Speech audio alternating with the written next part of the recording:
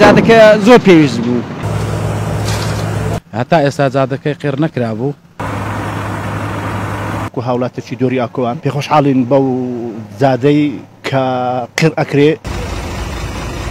دەستخۆشی لە حکوومەتی هەرێمی کوردستان دەکەم کەم پرۆژەی بۆ ئێمە ئەنجام گەیاند.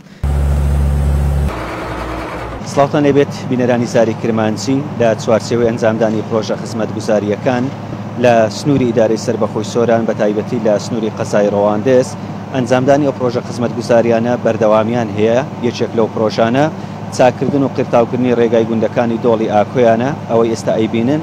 ئەمە ڕێگای گوندی گەرەوانی سەروە لە سنووری قەزای ڕەواندز بۆ وەرگرتنی زانیاری زیاتر لەسەر چۆنیەتی ئەنجامدانی ئەو کار و پرۆژانێکەوە لە سنووری قەزای ڕەواندز ئەنجام دەدرێن لەگەڵ ئەندازیار ڕەوەز ئەیوب گفتوگۆ ئەکەین کە سەرپەرشتی کارەکانی ئەو پرۆژەیەکە.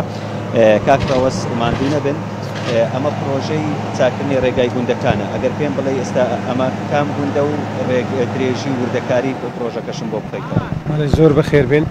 ئێرە پرۆژەکانی چاکردنەوە قیتاوکردنی ڕێگا و کۆڵانەکانی دۆڵی ئاکۆی گوندەکانی دۆڵی ئاکۆیان گەرەوانی سەر و ئاکۆکەون گەرەوانی خوار و گوندی فەقیان و چاکردنەوە و قیتاوکردنی ڕێگای گوندی سەرە.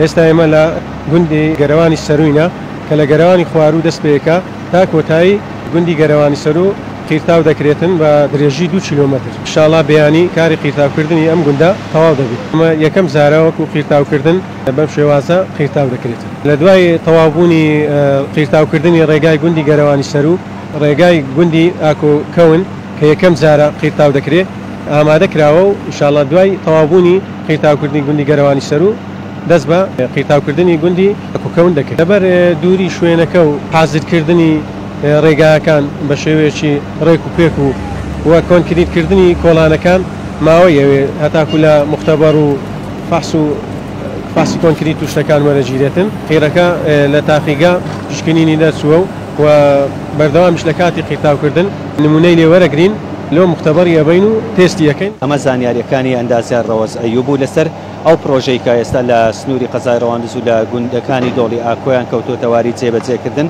لە دوای تەوابوونی کارەکانی ڕێگای گوندی گەرەوانی سەر و ئەو جار ڕێگای گوندی ئاکۆکەون و تەواوی ئەو ڕێگانەی کە بە بژمەی زیاتر لە 800 ملیۆن دینار لە ماوەی 250 ڕۆژە لەواتە لە ماوەی 8 مانگدا تێکڕای ئەو گوندانە ڕێگاکانیان قیرتاو دەکرێت و کاری کۆنکرێتیش بۆ کۆڵانی بەشێک لە گوندەکان ئەنجام دەدرێت.